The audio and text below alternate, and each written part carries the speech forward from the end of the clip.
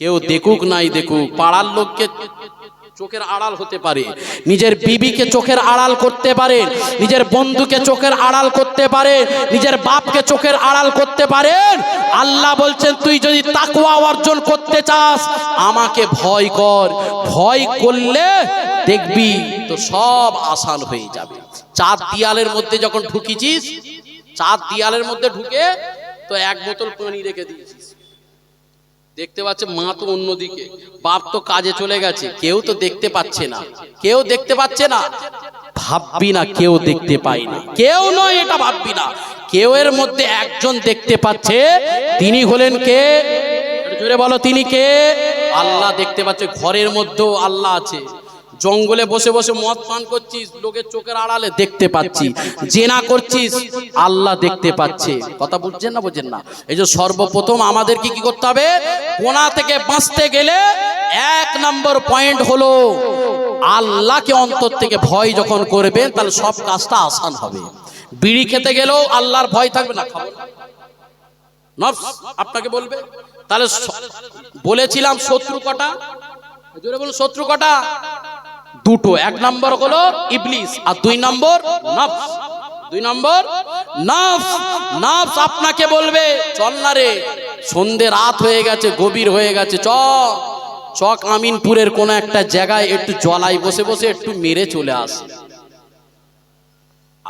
আগে মন চাইছে, মনটা আপনার নফস বলে, আর নফস থেকে ব্রেনে যায়, ব্রেন আপনার তারপরে অঙ্গ প্রত্যঙ্গ কাজ করে। সেম জিনিস এই নফসটাকে আপনার কন্ট্রোল করতে হবে। হারাম আপনার মনের ইচ্ছা যে লটারি মনে হয় কাটলেই রাতারাতি কোটিপতি। আচ্ছা বাপ, যদি রাতারাতি কোটিপতি হতেন তাহলে আমার মনে হয় আলেম সমাজ যারা মসজিদে 2000, 5000, 10,000 টাকায় কাজ করে, যাদের বেতন এটা, তাদের সংসার চালার মতন সময় নয়, তারপরও আল্লাহ তাদের বরকত দিয়ে দেয়। দেয় না? দেয়? জোরে বলুন, দেয়। কিন্তু বরকত দিয়ে আপনার আল্লাহ তাদের সংসার চালাচ্ছে। আর এ বেটা কি মনে করেছে এসব কিছু করা যাবে না, চাষবাস করে কি হবে, কাজ কারবার করে কি হবে, চল লটারি কাটি, রাতারাতি কোটিপতি হয়ে যাব। আচ্ছা বাবা, রাতারাতি তুমি যে কোটিপতি এই কথাটা স্বপ্ন দেখছো, আমার মনে হলো আপনি ভাবার আগে মলি সাহেবরা লটারির দোকানে যে আগে প্রথমে লাইন দিয়ে দিত, তাই না? জোরে বলুন, তাই তো নাকি? মলি সাহেবদের সংসার চলার মতন নয় রে বা 5,000, 6,000, 8,000 টাকার বেতনে। তারা যদি ভাবতো যে আমাকে মনে হয় লটারি কেটে কোটিপতি হতে হবে, তাহলে আগে মলি সাহেবরা লটারির দোকানে আগে যে সকাল সকাল রেশন দোকানের মতো লাইন দিয়ে দিত, দে বাবা দে, তাড়াতাড়ি দে, কোটিপতি হয়ে যাবে। ওটা হালাল নয়, ওটা হালাল নয়। হালাল আলাদা জিনিস, হারাম আলাদা জিনিস। একটু ফাটাফাট উত্তর দেন তো দেখি। শুয়োরকে দেখেছেন? শুয়োর, শুয়োরের বছরে বাচ্চা কটা দেয়? জোরে বলুন তো, শুয়োরের বাচ্চা কটা দেয় বছরে? মিনিমাম 10 থেকে 12টা, মিনিমাম 10 থেকে 12টা বছরের বাচ্চা পারে। আচ্ছা কুকুরের বাচ্চা কটা? কুকুরের বাচ্চা বছরে কটা দেয়? হ্যাঁ, মিনিমাম 5-6টা। আর যদি ওইটা আবার রিপিট হয় তাহলে আবার 5-6টা। মানে মনে হলো তাহলে এত বরকত দিত, রাস্তায় আর চলতে পারতেন মনে হয়। ও খেঁটো নিয়ে ঘুরতে হতো, খেঁটো খেঁটো। ঘরের বেরোবেন, ঘর থেকে খেঁটো নিয়ে বেরোতে হবে, মার মার মার মার। আর গরু কটা দেয় বাপ? জোরে বলো, বছরে কটা? একটা। কিন্তু বছরে যে কুরবানি দেন কবার? একবার দেন। শুধু কি এই চকামিনপুরে কুরবানি হয়? উত্তর 24 পরগনা হয়, বারাসাতে হয়, আরে সারা পশ্চিম বাংলা, সারা ভারতবর্ষ, সারা পৃথিবীতে কুরবানি হচ্ছে, হচ্ছে না হয়নি? জোরে বলেন, সারা পৃথিবীর মধ্যে কুরবানি হচ্ছে। শুধু তো কুরবানিতে এত গরু জবাই হয় 3 দিন ধরে, একদিন নয় 3 দিন ধরে কুরবানি হচ্ছে, 3 দিন ধরে কুরবানির গরু জবাই হচ্ছে। ও তো সামান্য একটা পরবেতে কথা বলছি। আর প্রতিদিন যে চকামিনপুরে যে বাজারটার ব্যাগটা নিয়ে যাচ্ছ, বড় বড় যে ঠ্যাং ঝুলতেছে, কোনোদিন ফ্রি আর কোনোদিন ব্যাগ খালি ঘরে এসছে নাকি? হাম্বা পড়ে না? পড়ে না? আর জবাই হয় না হয়নি? তাহলে প্রতিদিন হচ্ছে, আবার বছরে এত হচ্ছে, কোথা থেকে হচ্ছে বা? কোথা থেকে হচ্ছে বোঝা গেল। তাহলে কুকুরের বাচ্চা বছরে 6টা আর গরুর একটা, শুয়োরের বছরে 10 থেকে 12টা, ওদের বরকত হয়নি। বরকতটা আলাদা জিনিস। আল্লাহ এই গরুতে বরকত দিয়েছে বলে আমার আল্লাহ পাক যত কাটছে মানুষ আল্লাহ রাস্তায় কুরবানি করছে, তত আমার আল্লাহ বরকত দিয়ে দিয়েছে। একটু জোরে বলুন, আর একটু জোরে হবে না সুবহানাল্লাহ। তাহলে বোঝা গেল কি বরকত দিয়ে নফসটাকে কন্ট্রোল করতে হবে। বাপ লটারি কেটে লাভ নেই। লটারি যারা আজ থেকে কাটছে তওবা ফিরে আসে। ওই লটারির টিকিটের পয়সাটা যদি আপনার ঘরে আনেন, আপনি বলছেন সন্তানকে বেশি ভালো, সন্তানের জন্য এই কাজটা করছেন তো, তাহলে আপনি নিজে হাতে তুলে শয়তানকে হারাম খাওয়াচ্ছেন। নিজেকে প্রশ্ন করুন তো, আমি আমার সন্তানকে ভালোবাসি, সন্তানের জন্যই আমি এত কাজ করছি, আর আমার বিবিকে ভালোবাসি, আমার ছেলেকে ভালোবাসি, আমি ওই ছেলে মেয়েকে হাতে তুলে হারাম পয়সাটা খাওয়াচ্ছি, আর তার রক্ত চলছে হারাম। ওই হারাম যদি খেয়ে ইল্লাল্লাহ ইল্লাল্লাহ ইল্লাল্লাহ ইল্লাল্লাহ ফেটিয়ে ফেলি, আর বুক যদি ফেটিয়ে ফেলি, আল্লাহর দরবারে মনে হয় ইল্লাল্লাহ কবুল হবে। জোরে বলো, নামাজ পড়ে কবুল হবে মনে হয়, রোজা রেখে কবুল হবে মনে হয়। ও রোজা শুকনো হবে আর নামাজটা ব্যায়াম করা হবে, কাজের কাজ কিচ্ছু হবে না। সেই জন্য আমার রাসূল বারে বারে তাগিদ দিয়েছে, এ আমার বান্দারা সর্বপ্রথম হারাম থেকে হেফাজত হয়ে যাও, নিজে বাঁচো আর একজনকে বাঁচিয়ে দাও। ইয়া আইয়ুহাল্লাযীনা আমানু কু আনফুসাকুম ওয়া আহলিকুম নারা। আল্লাহর কোরআন বলছে, আমার বান্দা তুই নিজে বাঁচলে হবে না, নিজে খালি পোলাও কুফতা কুরমা কালিজি বিরিয়ানি সালাড নিজে খাবো আর অন্যজন শুকোবে, ওটা নয়। আমার রাসূল বলেছে নিজে বাঁচো আর একজনকে বাঁচাও, নিজের গুনাহ থেকে বাঁচো, লটারি থেকে নিজে বাঁচো আর একজনকে বাঁচিয়ে দাও, নিজে মদ থেকে বাঁচো আর একজনকে মদ থেকে খাওয়া থেকে তাকে বিরত করো, নিজে চুরি করছো আর একজনকে চুরি থেকে বাঁচিয়ে দাও, নিজে হারাম কাজ করছো আর একটা হারাম কাজের হেফাজত করে দাও, দেখবেন সমাজ পরিবর্তন হয়ে যাবে। আমার রাসূল যে শিক্ষা দিয়ে গেছেন, এই রাসূলের আদর্শ আখলাকটা আমরা ধরিনি বলে আজকে আমরা পদে পদে পদে পদে ঠক্কর খাচ্ছি। সেই জন্য বাবা, গোনা থেকে হেফাজত করতে গেলে নফস আপনার চাইবে, হ্যাঁ রাতারাতি কোটিপতি ওই কাজটা করলে অনেক কিছু পেয়ে যাব, করবেন না। হালাল পন্থার খাবেন, আল্লাহ আপনাকে অনেক ভালো রাখবে, সুস্থ রাখবে। সব থেকে বড় হচ্ছে শরীরকে সুস্থ রাখাটা সব থেকে বড় জিনিস, তাই না? হারাম খাবে, কোনোদিন একটা অসুস্থ হয়ে গেলে হসপিটাল পিজিতে নিয়ে গেলে 2000 5000 10,000 50,000 টাকা শেষ হয়ে যাবে, যেটা নিয়ে এসেছিল তার ডবল চলে যাচ্ছে, কিছু বুঝতে পারবে না। কথা বুঝতে পারছো? সেই জন্য হারাম থেকে পরহেজ করবেন, পরহেজ করবেন। এক, 2 নম্বরটা কি? 2 নম্বর হলো আল্লাহর ভয়, 1 নম্বর বললাম, 2 নম্বর হারাম থেকে পরহেজ, আর 3 নম্বর হলো মৃত্যুকে বেশি বেশি করে স্মরণ করতে হবে। আল্লাহ সেই গুনাহ থেকে বাঁচতে গেলে কি করতে হবে বলুন? মৃত্যুকে বেশি বেশি করে স্মরণ করতে হবে। কিন্তু আজকে আমরা সেই মৃত্যুকে স্মরণ করিনি বাবা। মৃত্যু আমাদের চোখের সামনে হচ্ছে, খাটিয়া ধরছি, গোসল দিচ্ছি, সব করছি, কিন্তু মৃত্যুকে স্মরণ করছি না। মৃত্যুকে স্মরণ করাটা আপনাকে, আমার রাসূলের একটা হাদিস শরীফ মনে পড়ে গেল। 1 তারিখে মা আয়েশা সিদ্দিকা রাদিয়াল্লাহু তাআলা আনহা দয়ার নবী 2 জনে আরাম করছে। আরাম করতে করতে এই শবে বারাত যে গেল, ওই শবে বারাতের রাত্রিতে আপনার আমার দয়ার নবী বিছানাটা ছেড়ে উঠে চলে গেছে। বিবি আয়েশা সিদ্দিকা রাদিয়াল্লাহু তাআলা আনহা আমাদের আম্মা জান, তিনি খুঁজতে লাগলো রাসূলুল্লাহ কোথায় আছে একটু দেখি তো।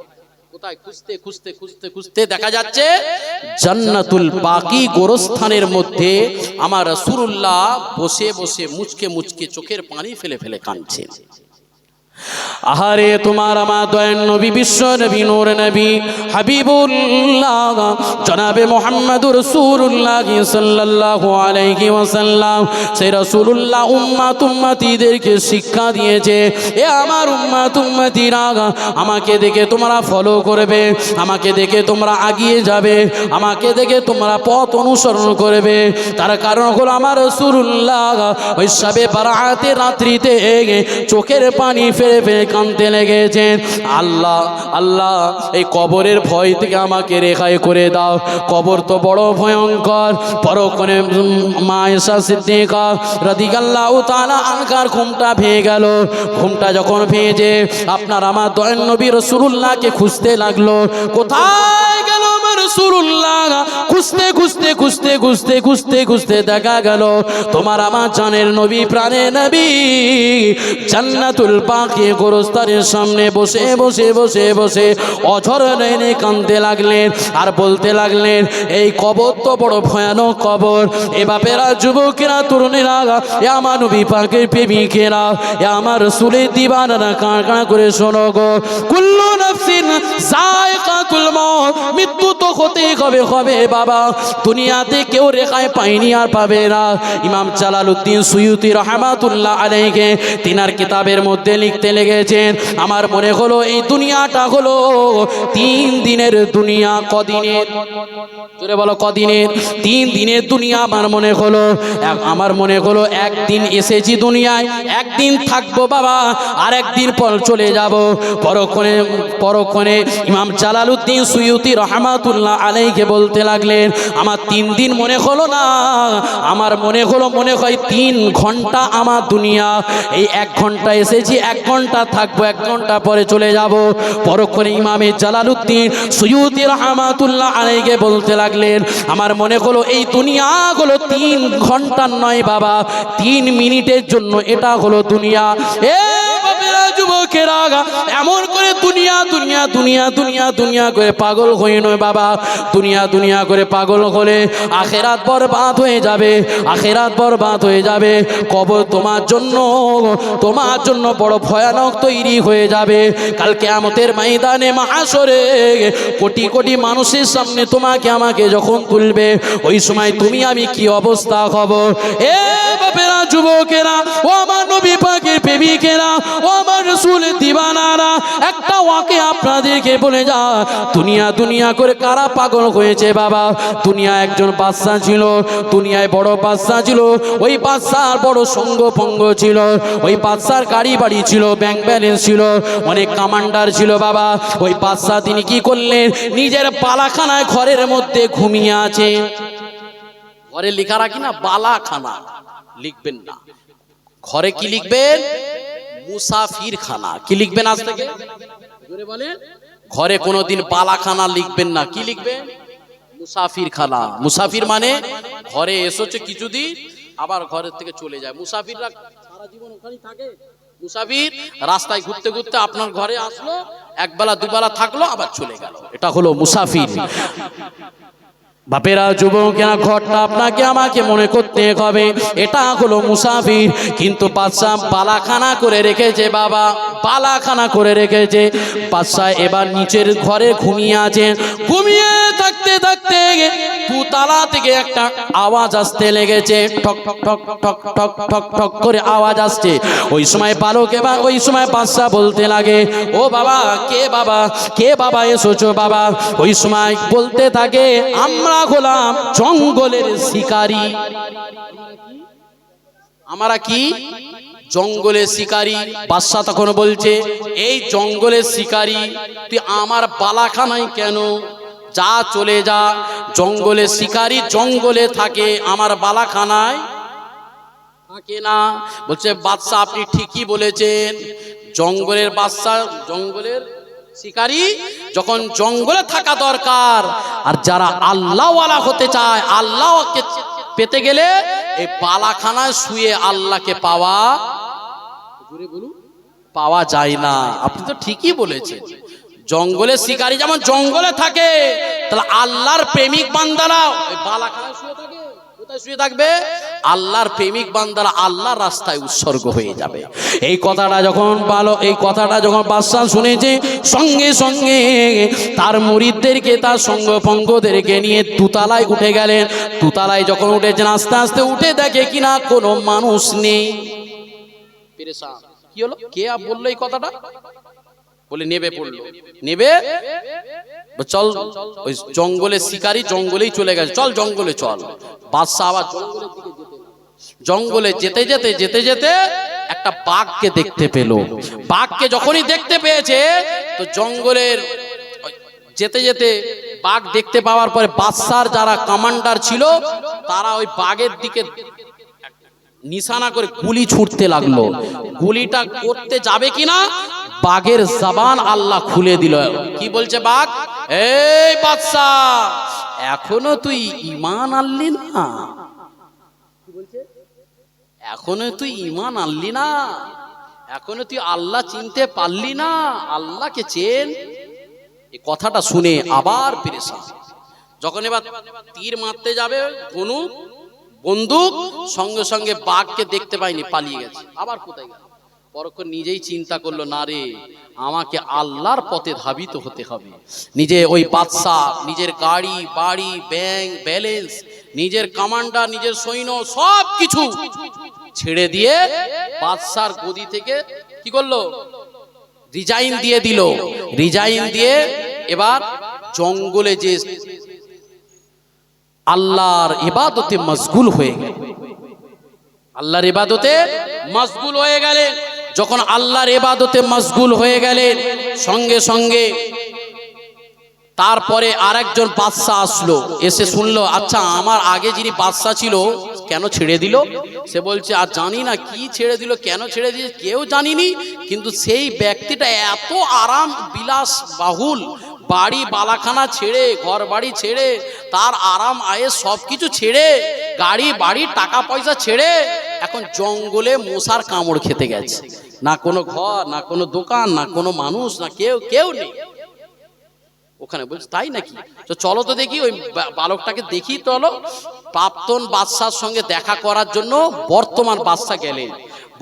যিনি এখন বর্তমান বাদশা, তিনি যে প্রাক্তন বাদশাকে যে বলছে, বাবা তুমি এই জঙ্গলে কেন আছো? বাবা তুমি এত কিছু আরাম আয়েস ছেড়ে কেন এখানে চলে এসছো? বলছে, জানো আমি কেন ছেড়ে এসছি, কি কারণে শুনবেন? বলছে, হ্যাঁ। একটা সুই নিয়ে আসুন, কেঁতা সেলাই করা সুই। ওই সুইটা নিয়ে এসে সুইয়ের পিছনে সুতো গলিয়ে দিয়েছে। সুইয়ের পিছনে সুতো গলিয়ে ওর সামনে নদী ছিল, নদীতে ফেলে দিয়েছে। নদীতে যখন ফেলে দিয়েছে, তখন এবার তাকে বলছে, কাকে? যিনি বর্তমান এখন যিনি ক্ষমতাবান বাদশা, তেনাকে বলছে, বাবা তোমার তো অনেক ক্ষমতা, তো তুমি ওই সুইটা আমার হাতের মধ্যে এনে দাও। ও তো কোনো ব্যাপার আছে নাকি? ও তো আমার একটা কমান্ডার নামলেই তো, হ্যাঁ সৈনিক একটা নামলেই তো। বলছে, নিয়ে আসো। দেখা গেল একজন নয়, ওর যত সৈনিক ছিল সমস্ত সৈনিককে নদীতে নামিয়ে দিয়েছে। নামিয়ে দেবার পরে সুই আর খুঁজে পাওয়া, সবাই হেরে গেল। পরক্ষণে আবার বাদশা বলছে, দাঁড়াও, এখন আমার ক্ষমতা শেষ হয়নি। তোমার বিরাট ক্ষমতা জানি তো। আচ্ছা, মাছকে হুকুম করলেন, এই মাছ, নদীর মাছ, শোন এদিকে চল। সব নদীর মাছগুলো এক জায়গায় জড়ো হয়ে গেল। এক জায়গায় জড়ো হয়ে মাছেদেরকে বললো, এই মাছ ডুব মার। মাছেরা ডুব মারলো। ডুব মেরে তন্ন বিতন্ন করে খুঁজছে, সুই আর পাওয়া যাচ্ছে না। সুইও পেল না, সবাই হেরে গেল। মাছও হেরে গেল, আর তার সৈন্য কমান্ডার যারা ছিল সব হেরে গেল। এবার যিনি প্রাক্তন বাদশা, যিনি ছেড়ে চলে এসেছিল, সে এবার বলছে, কই গো, তোমার তো এত ক্ষমতা, তোমার তো বিরাট পাওয়ার, বিরাট ক্ষমতা, একটু সামান্য সুইটা আমার হাতের মধ্যে আনতে পারলে না? সামান্য সুইটা হাতের মধ্যে আনতে পারলে না? পরক্ষণে তিনি বললেন, আমি হেরে গেলাম। কে বলছে কথাটা? যিনি বর্তমান বাদশাহ তিনি বলছেন আমি হেরে গেলাম, আর আমি করতে পারবো না, সুই আনতে পারবো না। বাপেরা যুবকেরা ওই সময় প্রাক্তন বাদশাহ বলেছিলেন ও বাবা বাদশাহ শোনো শোনো বাবা, এটা তো সামান্য জিনিস, কিন্তু বাবা তোমার সঙ্গ পঙ্গ সব কিছু ছেড়ে তুমি যখন আমি চলে এসেছি, কি কারণে চলে এসেছি বাবা? দেখো আমার গাড়ি ছিল, আমার বাড়ি ছিল, আমার ধন সম্পদ ছিল, আমার সব কিছু ছিল, আমার অনেক ক্ষমতা ছিল জানি, কিন্তু আমি সব ছেড়ে দিয়ে যখন এই জঙ্গলে পড়ে রেখেছি, আমার আল্লাহ পাক বললেন এ আমার বান্দা তুমি যখন আমার হয়ে যাবে, দুনিয়া সব ক্ষমতা যখন তুই ছেড়ে দিবি, দুনিয়া করে যখন পাগল হয়ে যাবি, দুনিয়াকে যখন লাথি মেরে সরিয়ে দিবি, আমি আল্লাহ ওই প্রাক্তন বাদশাকে কি ক্ষমতা দান করলেন? আল্লাহ পাক ওই প্রাক্তন বাদশাকে ক্ষমতা দিলেন। প্রাক্তন বাদশা শুধু ওই নদীর ধারে যে বলতে লাগলো এ সুই উঠে পড় বলার সঙ্গে সঙ্গে ওই প্রাক্তন বাদশার এই কথাটা শুনে সঙ্গে সঙ্গে সুইটা হাতের মধ্যেই উঠে পড়ল। আরো জোরে বলুন সুবহানাল্লাহ। প্রাক্তন বাদশা এবার বর্তমান বাদশাকে বলছে এই পাগল শোন, তোর তো বিরাট ক্ষমতা, আমার কিছু ক্ষমতা নেই, আমি সব দুনিয়া সব ত্যাগ করেছি, কি কারণে? আমার আল্লাহকে আমি ভালোবেসেছি, দুনিয়া সব কিছু ত্যাগ করতে রাজি আছি। আল্লাহ বলছে যখন দুনিয়াতে গাড়ি বাড়ি ব্যাংক ব্যালেন্স সব মায়া মোহাব্বত ত্যাগ করবি, আমি আল্লাহ তোকে আমার ক্ষমতা তোকে দান করব। একটু জোরে বলুন, আর একটু জোরে হবে না সুবহানাল্লাহ? নারী দিবে একবার দুরূদ শরীফ আল্লাহুম্মা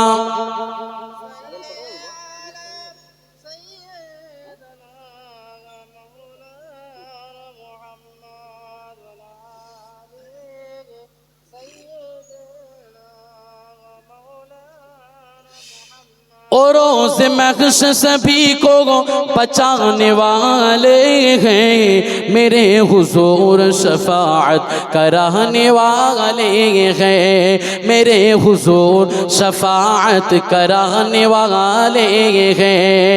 वो रोज़ महशर सभी को बचाने वाले हैं, मेरे हुजूर शफाअत कराने वाले हैं। खुदा के ऐसे वली हैं हमारे दादा हुजूर, खुदा के ऐसे वली हैं हमारे दादा हुजूर, खुदा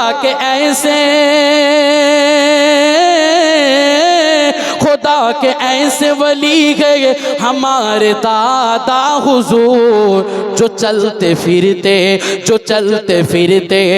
चलते फिरते करामत दिखाने वाले हैं, और रोज़ महशर सभी को बचाने वाले हैं, मेरे हुजूर शफाअत कराने वाले हैं, मेरे हुजूर शफाअत कराने वाले हैं। আমি যদি হতাম মদিনার বুলবুলি, আমি যদি হতাম মদিনার বুলবুলি, উড়ে উড়ে পারতাম মদিনার অলি গলি। জোরে বলুন না, আমি যদি হতাম মদিনার বুলবুলি, উড়ে উড়ে দেখতাম মদিনার অলি গলি। শুনতাম মসজিদ নববীর মধুর আযান, শুনতাম মসজিদ নববীর মধুর আযান, সুরে সুরে উড়তাম মদিনার আসমান। জোরে বলুন না সুবহানাল্লাহ। সুরে সুরে উড়তাম মদিনার আসমান। আমি যদি হতাম মদিনার বুলবুলি, আমি যদি হতাম মদিনার বুলবুলি, উড়ে উড়ে দেখতাম মদিনার অলি গলি। सब बोलते हैं क्या है, सब बोलते हैं क्या है, मक्का शरीफ में जन्नत का रास्ता है मदीना शरीफ में। জোরে বলুন না সুবহানাল্লাহ। আমাদের জান্নাতের রাস্তা কোথায়? মদিনা। মদিনা মদিনা যে চিনলো সব চিনে নিল। মক্কায় কি হয়? মক্কায় কি হয়? মক্কায় কি হয়?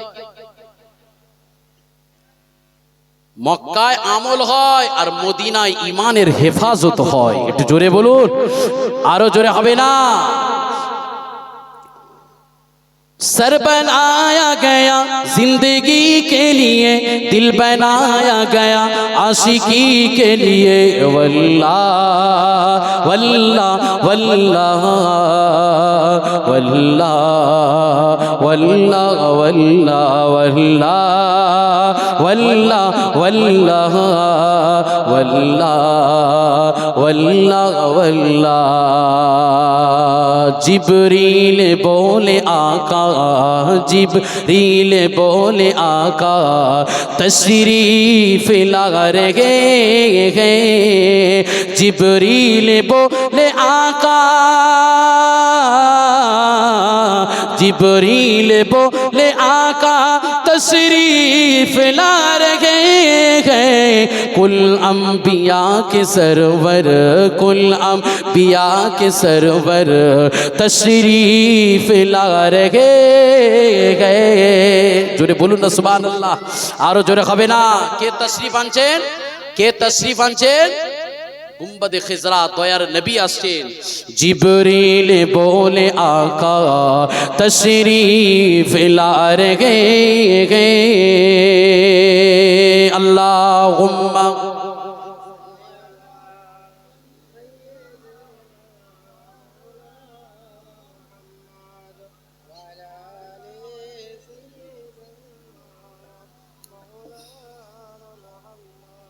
তাহলে বাবা জোহরের আজান কটায় হবে? কোন একটা হয়ে গেল তো, একটু আগে যাব, আগে যাব না স্টপ করব? গাড়ি থামবো না ব্রেক দেবো? না আগিয়ে নিয়ে যেতে হবে, বলতে হবে তো নাকি? হ্যাঁ, চালিয়ে যাবো? গাড়ি চালাতে বলছে, আপনারা থাকবেন তো? গাড়ির প্যাসেঞ্জার আপনারা, এখন গাড়ির প্যাসেঞ্জার কারা? থাকবেন? থাকবেন, তারপরে যা হয় হবে নাকি? হ্যাঁ, গাড়ি উল্টাবে কি সিধে যাবে কি বোঝা যাবে, তাই তো নাকি? হ্যাঁ বাবা, একবার তাকবীর দেন তো, নারে তাকবীর। ও বাবা, ব্যাটারি এক্ষুনি বসে, দিনের বেলায় ব্যাটারি বসে গেছে, রাতের বেলায় কি হবে রে? একটু জোরে সরে দেন, নারে তাকবীর। এতে তো এই তাকবীরে হবে না, এখন 5G তাকবীর লাগবে। কটা তাকবীর? এখন মোবাইল কি তাকবীর চলছে, মোবাইলের স্পিড কত? 5G তাকবীর লাগবে কত? জোরে বলো, 5G তাকবীর লাগবে। একটু জোরে সরে দেন, নারে তাকবীর। আরো জোরে নারে তাকবীর, আরো জোরে নারে তাকবীর। হিজবুল্লাহ আমার দাদা পীরের হক সিলসিলা, আমার দাদা পীরের হক সিলসিলা, চক আমিনপুরের বাৎসরিক ইসালে সওয়াব, চক আমিনপুরের বাৎসরিক ইসালে সওয়াব। নারে তাকবীর, মাশাআল্লাহ। তাহলে রমজান মাস আসছে বাপ, নিজেদেরকে তৈরি হয়ে যেতে হবে নাকি? কি তৈরি হবে? কাপড় জামা কেনার জন্য কি কি তৈরি হবে? ভালো পোশাক, হ্যাঁ, কার কি বাঁশ দেবো, কি তৈরি হবে? রোজার জন্য নিজেকে তৈরি হয়ে যান। অনেক মানুষ আমাদের ওইদিকে হাওড়া জেলা দর্জি মহল, বুঝতে পারছেন তো? তো দর্জি মহলে এই ঈদেতে তাদের একটা বিরাট সিজন থাকে। তো তারা কি করে, ঈদ আসার আগে এই যে এই সময়টা বিশাল কাজের চাপ, খালি প্যাটাম কাটছে, ছাঁটতে যা, প্যাটাম কাটছে, খালি কান কাটতে যা, ছাঁটতে যা, বুঝতে পারছো? আর হাটে নিয়ে যাচ্ছে। ওরা কাজে বিরাট ব্যস্ত, কিন্তু ব্যস্ত হয়েছে কাজে, আসল কাজের জন্য তৈরি হতে পাচ্ছি না। আসেন বাপেরা, যুবকেরা, দুনিয়া জমিনে কে কতদিন থাকবো জানি না। দুনিয়াতে কিছুটা নিয়ে যেতে হবে, কি করতে হবে বাবা? এ যুবকেরা, তরুণেরা, এ আমার নবী পাখি প্রেমিকেরা, এ আমার রাসূল দিওয়ানারা, সেই জন্য আপনাদেরকে বলি, আল্লাহ পাক কোরআনে ঘোষণা করলেন, লাকাদ মান্নাল্লাহু আলাল মুমিনিনা ইয বাআসা ফীহিম রাসূলা।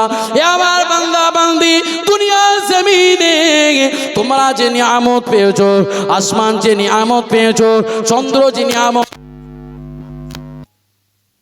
আরো যে নিয়ামত পেয়েছো, সব কিছু নিয়ামত, কিন্তু এর থেকেও বড় নিয়ামত হলো আল্লাহ পাকের কোরআন বলছে, লাকাদ মান, আমি তোমাদের কাছে সব থেকে বড় নিয়ামতটা দিয়েছি আমার হাবিবুল্লাহকে। সেই হাবিবুল্লাহকে তোমাদের কাছে বড় বাপেরা, যুবকেরা, দুনিয়া জমিনে যে যাকে বেশি ভালোবাসে, এই ভালোবাসার জিনিস কেউ কাউকে দিতে চায় না। স্বামী তার স্ত্রীকে যদি ভালোবাসে, স্ত্রী কাউকে দিতে চায় না। স্বামী যদি তার স্ত্রী যদি বলে আমার স্বামীকে দিতে হবে, সব দেবে, কিন্তু স্বামী দেবে না। এই যুবকেরা, দুনিয়া জমিনে যদি গার্লফ্রেন্ড আর বয়ফ্রেন্ডকে ভালোবাসে, সে যদি বলে আমার বয়ফ্রেন্ড দিতে হবে, জান দিয়ে দেবে, বয়ফ্রেন্ড দেবে না। সে যদি বলে গার্লফ্রেন্ড দিতে হবে, গার্লফ্রেন্ড জান দেবে, গার্লফ্রেন্ড দেবে না। এই যুবক, বাপ দিতে বললে বাপ দেবে না, ছেলে দিতে বললে নিজের জীবনের থেকে যাকে বেশি ভালোবাসে সেই সন্তান, এই সন্তান তো তোমার আমার কাছে সব থেকে প্রিয় জিনিস। এই সন্তান ভালোবাসার জিনিস দুনিয়াতে কেউ কাউকে দিতে চায় না। কেউ কাউকে দেয়? দুনিয়া জমিনে কেউ টাকাকে ভালোবাসে, এই টাকাকেও কাউকে দেয় না। দুনিয়া জমিনে কেউ জমিকে ভালোবাসে, জমি তো কাউকে কেউ দেয় না। এ যুবক, দুনিয়া জমিনে কেউ সন্তানকে ভালোবাসে, কিন্তু কেউ কাউকে দেয় না। যুবক, দুনিয়ার জমিনে যে সব থেকে বেশি জান প্রাণ থেকে যে জিনিসটা ভালোবাসে, এই ভালোবাসার জিনিস যখন কেউ বন্ধু চাইবে, কেউ নিজের আত্মীয় চাইবে, কেউ কাউকে দেবে না। কিন্তু আমার আল্লাহ পাক বলছেন, বান্দারে, দুনিয়া জমিনে আমার ভালোবাসার জিনিস, আমার সব থেকে পিয়ারা জিনিস, আমি আমার দুনিয়া জমিনে আমার আপনার দয়াল নবীকে আমি সব থেকে বড় ভালোবাসি। দুনিয়া জমিনে আদম নবীকে পাঠিয়েছি, মুসা নবীকে পাঠিয়েছি, ঈসা নবীকে পাঠিয়েছি। এমন করে যখন দুনিয়া জমিনে আমি নবীকে পাঠাইনি, সমস্ত নবীকে আমার আল্লাহ পাক আরশে মুআল্লায়ে ইল্লিয়িন বলে একটা জায়গায় জড়ো করেছিল। আল্লাহ পাক জড়ো করে আল্লাহ পাক সমস্ত মানুষের আত্মাটাকে বলেছিল, আলাস্তু বিরব্বিকুম, আমি কি তোমাদের খোদা, আমি কি তোমাদের প্রভু, আমি কি তোমাদের সৃষ্টিকর্তা? সমস্ত মানুষের আত্মাটা বলেছিল, ক্বালু বালা শাহিদনা, নিশ্চয়ই আপনি আমার রব, নিশ্চয়ই আপনি আমার খালেক। সমস্ত মানুষ যখন একটাই বলেছিল, পরক্ষণে আমার আল্লাহ পাক সমাবেশটাকে ভেঙে দিয়ে এবার আম সমাবেশ করলেন, খাস করে দিলেন। সবাই আজকের দাওয়াত সবাই আম তো নাকি? এখানে কোনো খাস আছে নাকি? আম সব যে আসতে পারে বসবে।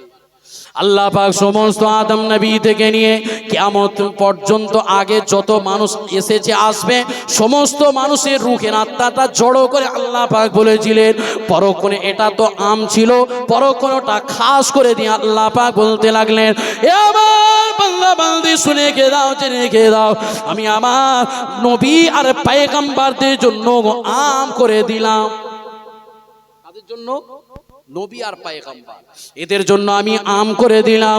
আম করে বা আল্লাহ পাক বললেন, ওয়াইযা খাযাল্লাহু মিসাকান নাবিয়্যিনা লামা আতাইতুকুম মিন কিতাবিন ওয়া হিকমা সুম্মা জাআকুম রাসূলুম মুসাদ্দিকুল লিমা মাআকুম লাতু'মিনুন্না বিহি ওয়া লাতানসুরুন্না ক্বালা আ'আকরারতুম ওয়া আখাযতুম আলা যালিকুম মিসরি ক্বালু আ'আকরারনা ক্বালা ফাশহাদু ওয়া আনা মাআকুম মিনাশ শাহিদিন।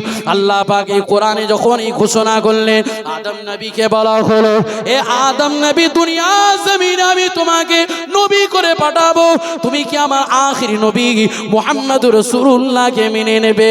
ওই সময় মুসা নবী বলেছিল, আদম নবী বলেছিল, ঈসা নবী বলেছিল, দাউদ নবী বলেছিল, সুলাইমান নবী বলেছিল, ইব্রাহিম নবী বলেছিল, ইসমাঈল নবী বলেছিল, জবিহুল্লাহ বলেছিল, ইদ্রিস নবী বলেছিল।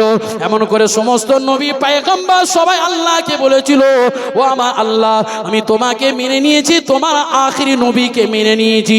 পরক্ষণে আল্লাহ পাক বললেন, ক্বালু আকরারনা ক্বালা ফাশহাদু ওয়া আনা মাআকুম মিনাশ শাহিদিন। যখন তোমরা মেনে নিয়েছো বলেছো, তাহলে এক অপরের পরস্পর সাক্ষী হয়ে যাও, সাক্ষী হয়ে যাও। আদম নবী মুসার নবী সাক্ষী হয়ে যাও, মুসা নবী আদম নবীর সাক্ষী হয়ে যাও, ঈসা নবী দাউদ নবীর সাক্ষী হয়ে যাও, দাউদ নবী ঈসা নবীর সাক্ষী হয়ে যাও। এমন করে পরস্পরের সাক্ষী হয়ে যাও। আর সাক্ষী যখন পরস্পর হয়ে যাবে, আমি আল্লাহ তোমাদের হয়েও আমি স্রষ্টা নিজেও সাক্ষী হয়ে গেলাম।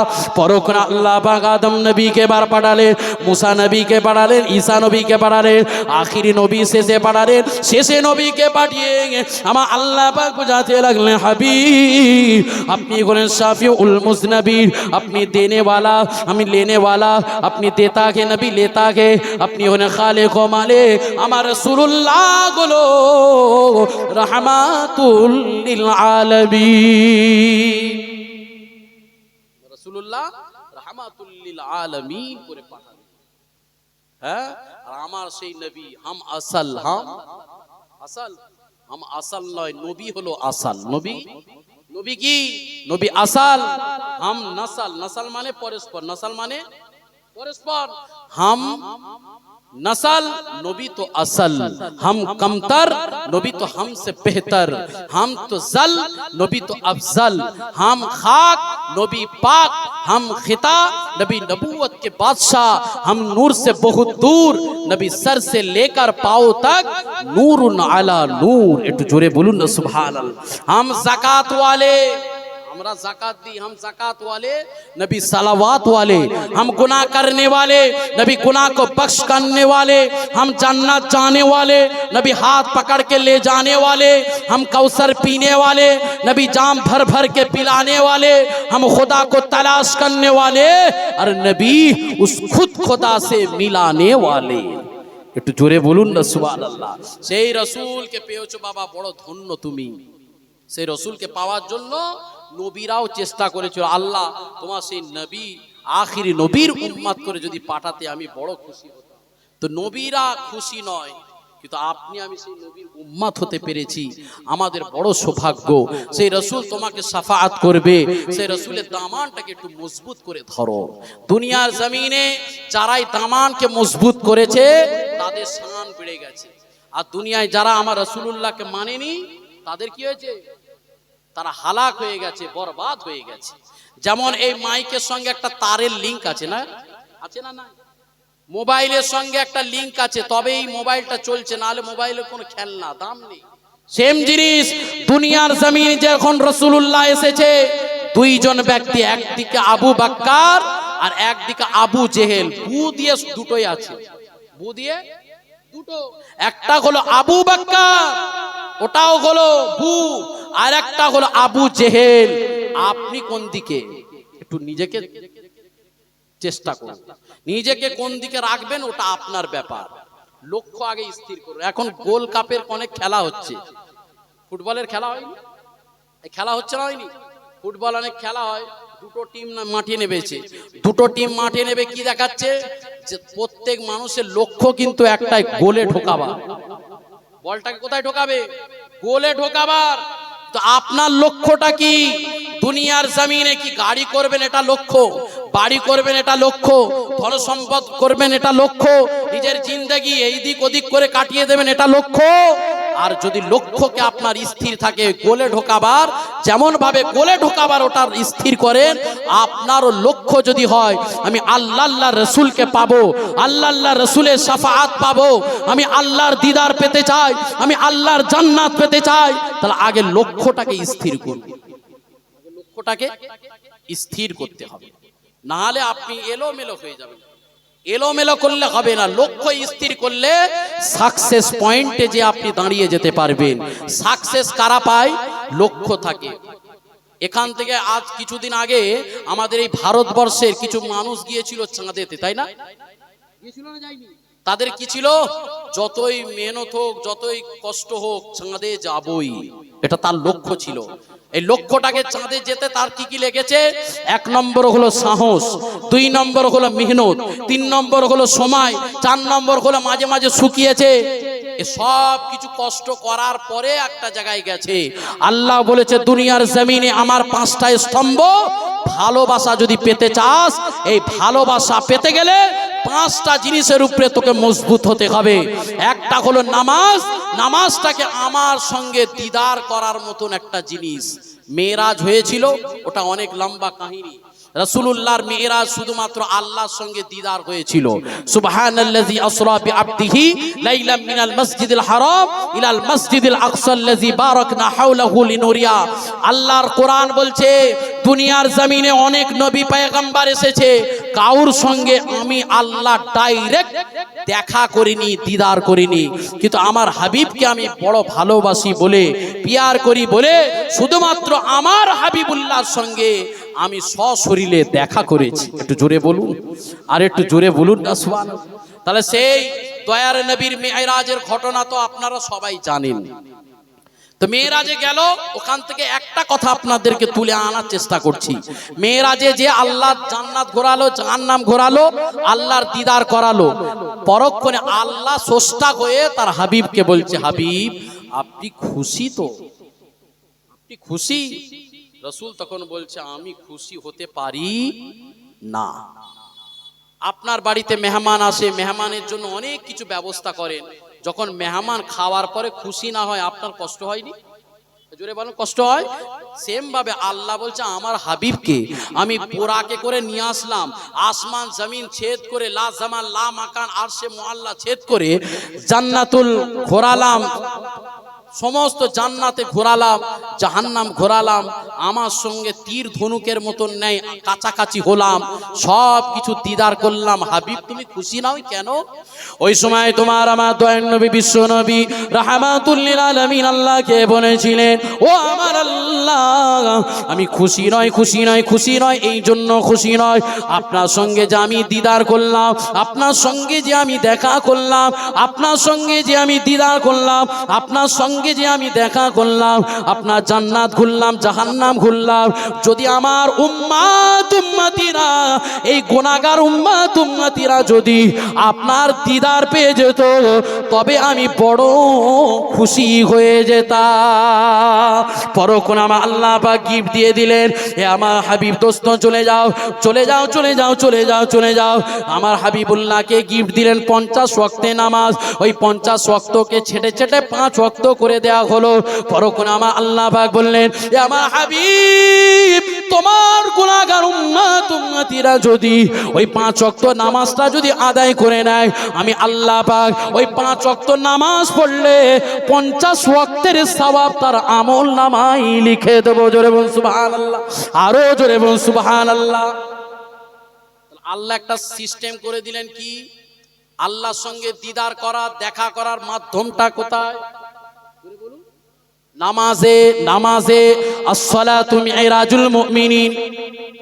নামাজের মধ্যে একটা উদাহরণ আপনাদেরকে দিই। নতুন বিয়ে কারা কারা করেছেন একটু হাত তোলেন দেখি। করেন না রে বাবা, বউ নিয়ে যাবো নিকল। নতুন বিয়ে অনেকজন করেছে নিশ্চয়ই। বউ বাড়ি যখন শাশুড়ির বাড়ি যায়, বর যখন নিজের স্বামী, হ্যাঁ, নতুন জামাই যখন শাশুড়ির বাড়ি যায়, শাশুড়ি কি করবে? পোলাও, কুপ্তা, কুরমা, কালিজি, বিরিয়ানি, সালাড, পাঁপড়, গুনা, যার যত রকম আইটেম আছে, মাছের কালিয়া থেকে শুরু করে সব রকম আইটেম করে না করে? জোরে বলো। এখন জামাই যদি যে শ্বশুর বাড়িতে একদিন থাকতে থাকতে দুদিন, দুদিন থাকতে থাকতে 4 দিন, 6 দিন, 8 দিন, 10 দিন করতে করতে বেটা যদি রয়ে যায়, আর কপালে বিরিয়ানি, কোপ্তা, কুরমা, কালিজি জুটবে মনে হয়? জুটবে? জুটবে না। জামাইয়ের কপালে তখন খারাপ, সকালে উঠবে পান্তার পেঁয়াজ কামড়া, কিচ্ছু করার নেই বাপ, অনেক খিদমত হয়েছে। বোঝা গেল? জামাই যত বারে বারে যাবে, আপনি আপনার রিলেটিভ বাড়িতে যত যাবেন, আপনার সম্মান কমে যায়, ইজ্জত কমে যায়, মর্তবা কমে যায়, শান কমে যায়, আপনাকে কেউ পৌঁছে না, পৌঁছে না, পৌঁছে না। কেন? আপনার সম্মান কমে যাবে। রিলেটিভের বাড়িতে যত যাবেন, নানির বাড়িতে বলুন, মামির বাড়িতে বলুন, মামার বাড়িতে বলুন, খালার বাড়িতে বলুন, শ্বশুর বাড়িতে বলুন, আত্মীয়র বাড়িতে বলুন, যেখানেই যাবেন, বারে বারে যখন যাবেন, সম্মান কমে যায়, ইজ্জত কমে যায়, মর্তবা কমে যায়। আর আল্লাহ একটা সিস্টেম করেছে, বান্দা আমি হলাম একটা ব্যতিক্রম। আমার বান্দারা যখন আমার ঘরে মেহমান হয়ে মসজিদে যাবে, একবার নয়, দিনে যখন 5 বার যাবে, যতবার যাবে আমার সম্মান তার বাড়াবো, তার ইজ্জত বেড়ে যাবে, তার মর্তবা বেড়ে যাবে। দিনে একবার নয়, 5 বার যাবে মেহমান হয়ে, 5 বার যাবে মেহমান হয়ে। যতবারে মেহমান বাড়িতে নয় মসজিদে যাবে, যত বেশি যাবে, আমি আল্লাহ তার সম্মানকে বাড়িয়ে দেবো। একটু জোরে বলুন, আর একটু জোরে বলবেন না সুবহানাল্লাহ। এই সম্মান বেড়ে যায় না কমে যায়?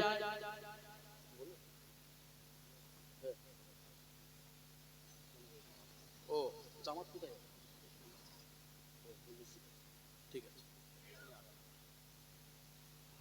তাহলে সম্মান বাড়বে না কমবে? কোথায় গেলে? কিন্তু আজকে আমরা কি মসজিদে যাচ্ছি? জোরে বলি, আমরা কোথায় যাচ্ছি সম্মান বাড়াতে? বেশি সিনেমা হলে, বেশি গান বাজনা, বেশি ফাংশনে, বেশি যাত্রায়, বেশি চায়ের দোকানে, বেশি কোথায় চকে আড্ডায়। সন্ধ্যা হয়ে গেলে আমার বুড়ো বাপগুলো কোথায় যাবে?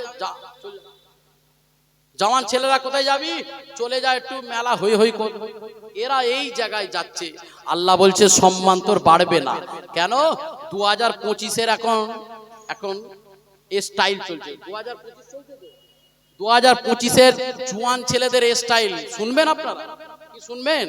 এই শুনবেন, 2025-এর জওয়ান ছেলেদের স্টাইল চলছে। আগে ছিল বেল বক্স প্যান্ট, তারপরে হলো ফোলা প্যান্ট, তারপরে এখন 2025-এ এসেছে কোমর থেকে যত প্যান্টটা নামাবে, ইন্ডিয়া আর পাকিস্তান মাঝে যত দেখা যাবে তত স্টাইল। চায়ের দোকানে গেছে ছেঁড়া ছেঁড়া প্যান্ট পরে, আর চুল করেছে পুরো দেব হিরোর মতন, জিতের মতন। ওরে বাপ, বলতেছে বিরাট সম্মান। আমি এইরকম না চুল করলে আমার সম্মান দেবে না, আমাকে গ্রামের ছেলেরা জোয়ান মেয়েগুলো পুছবে না, আমার কপালে মনে হচ্ছে আর হিরুনি দেবগুলো আসবে না।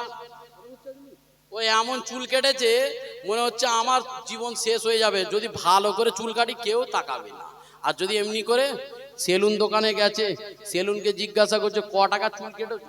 ক টাকা? 2000 টাকা। ও চিন্তা করলো 2000 টাকা চুল কেমন কাটবো, আর আমাদেরও চুল কাটছে 50 টাকা চুল কেটে দিচ্ছে, কিন্তু 2000 টাকা চুল কেমন কাটবে রে বাপ? সে যখন সেলুন বসিয়েছে একবার এদিক ওদিক এদিক এদিক করে করে দেখলো, একটু সময় কাটালো, কেটিয়ে বলে দে বাবা 2000 টাকা দে। কথা বুঝতে পারছেন না? তাহলে এই রকম চুল কেটে যাচ্ছে। আর যখন বলছেন দে রে বাপ জলসার চাঁদা দে, বলছে 200 টাকা তো চাঁদা পড়েছে, বাজার খুব খারাপ, 50 টাকা নিয়ে যাও। আবার যদি জোয়ান ছেলে জিজ্ঞাসা করছে কই রে জানিস, একটা ফাংশন দেবো গানের জায়গা, ক টাকা চাঁদা ফেলেছিস? ও 200 টাকা। ধুর পাগল, ওই যা শুভশ্রী শতাব্দীকে লিয়ে আয়, যদি 200 টাকা হয় 500 টাকা চাঁদা দেবো। জুড়িয়েছে কোথায় বুঝতে পারছো? লিঙ্ক। কথা বুঝতে পারছেন না? পারেন না। জলসায় চাঁদা দিতে গেলে নেই, ভালো কাজে মসজিদে দেবেন নেই, জাকাত দেবেন নেই, বুঝতে পারছেন? এখানে নেই। কিন্তু যখন খারাপ কাজে বলবে 200 জায়গায় 500 দিতে রে, এটা হলো কি জানেন? এটা হলো নফস। আর সেই জন্য বলি বাবা, দুনিয়ায় সম্মান তোমাকে দেবে না ওই ছেঁড়া ছেঁড়া প্যান্ট পরে আর চুলের স্টাইল দিয়ে চায়ের দোকানে বসো। কোনোদিন আপনাকে বলবেন ওই হিরো দেব হিরো বস তো এখানে, বস বস চা খা, কি খাবি খা বল। কেউ বলেছে? জোরে বলুন, কেউ বলেছে? বলবে না। কিন্তু আমি খোদার কসম করে বলতে পারি, একজন যুবক ছেলে, একজন জওয়ান ছেলে, সে যদি মাথায় টুপিটা পরে আর মুখে দাড়িটা রেখে সুন্নতি লেবাসটা পরে ওই চায়ের দোকানে যদি চলে যায়, চায়ের দোকানে যারাই থাকবে আপনাকে দেখে কমসে কম বলবে মুসল্লি সাহেব বসুন, ভাইজান বসুন, ইমাম সাহেব বসুন, হাফেজ সাহেব বসুন, হাজি সাহেব বসুন, শ্রদ্ধা করে আপনাকে বসাবে। তারপরও তার গাঁটের টাকা দিয়ে আপনাকে চাটাও খাওয়াবে। এই ইজ্জত একমাত্র আমার আল্লাহ পাক তোমার এই মাথা থেকে পা পর্যন্ত ফুল আর ফল দিয়ে যে সাজিয়েছো, এই ফুল ফল দিয়ে নবীর আখলাক চরিত্র তৈরি করেছো বলে আমার নবীর খাতিরে তোমার আল্লাহ সম্মানকে বাড়িয়ে দিয়েছে। একটু জোরে বলুন, আর একটু জোরে বলবেন না সুবহানাল্লাহ? করবেন আজ থেকে করা যাবে। সম্মান সবাই পেতে চায়। একজন ভিখারিকে যদি বলেন সে বলবে আমার সম্মান আছে, একজন মুচিকে জিজ্ঞাসা করুন সে বলবে আমার সম্মান আছে, একজন মেথরকে জিজ্ঞাসা করুন সে বলবে আমার সম্মান আছে, একজন মাস্টারকে বলুন সে বলবে আমার সম্মান আছে, একজন ইমাম সাহেবকে বলুন সে বলবে আমার সম্মান আছে, একজন হাফেজ সাহেবকে বলুন সে বলবে আমার সম্মান আছে, একজন মুচিকে বলুন সে বলবে আমার সম্মান আছে, মাইকওয়ালাকে বলুন সেও বলবে আমার সম্মান আছে। দুনিয়াতে কেউ বলতে পারে না যে আমার সম্মান লাগবে না। সম্মানের ভিখারি সবাই, সম্মানের ভিখারি সবাই।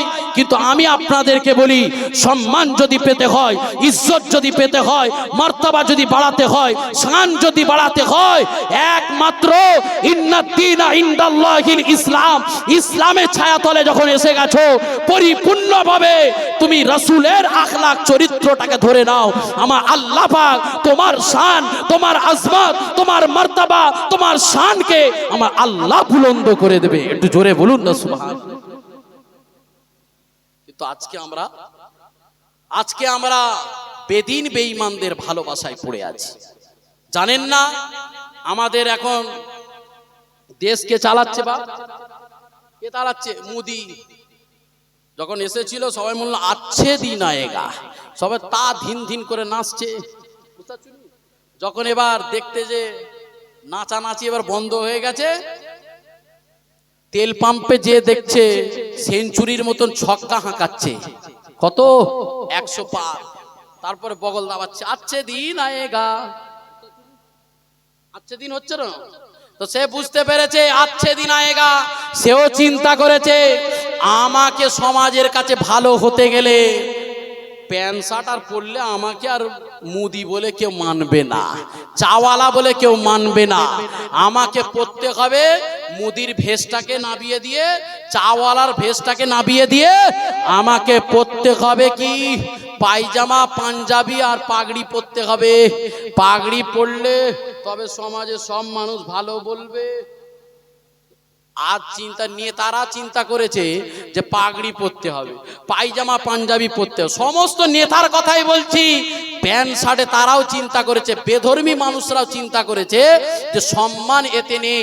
সম্মান যদি পেতে হয় একমাত্র আমার নবীর সুন্নাত, পায়জামা পাঞ্জাবির উপরে আর কোনো ভালো কাপড় আছে মনে হয়? কিচ্ছু নেই, কিচ্ছু নেই। 1000 মানুষ যদি দাঁড়িয়ে থাকে, ওর মধ্যে যদি একজন পায়জামা পাঞ্জাবি পরে থাকে, জানবেন ওই 1000 মানুষের মধ্যে ওই মানুষটাকে চিহ্নিত করা যায়। কথা ঠিক না? জোরে বলেন।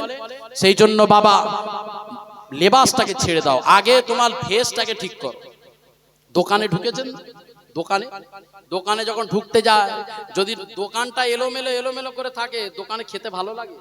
জোরে বলুন, ভালো লাগবে না।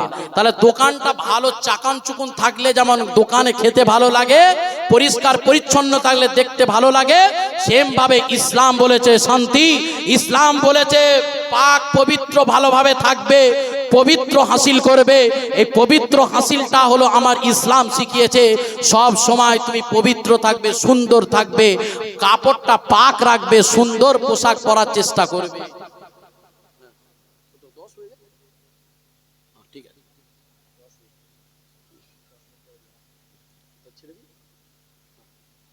তো বাপ অনেকক্ষণ সময় দিয়ে দিলাম আজকে, তাই তো?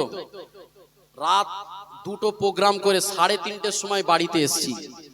3:30টার সময় এসে ফজরের নামাজ পড়ে ঘুমিয়েছি। কতক্ষণ আর ঘুমিয়েছি বাপ? 7টার সময় উঠে আবার চলে এসেছি আপনাদের কাছে।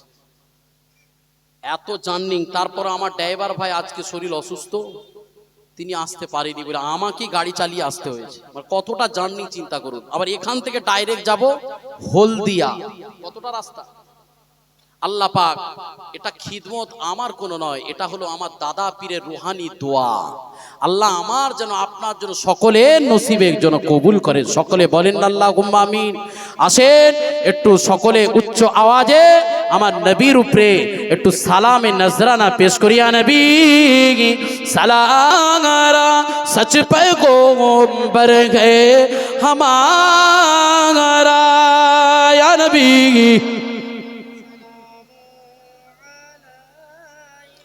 या रसूल सलामो, या हबीब सलामो,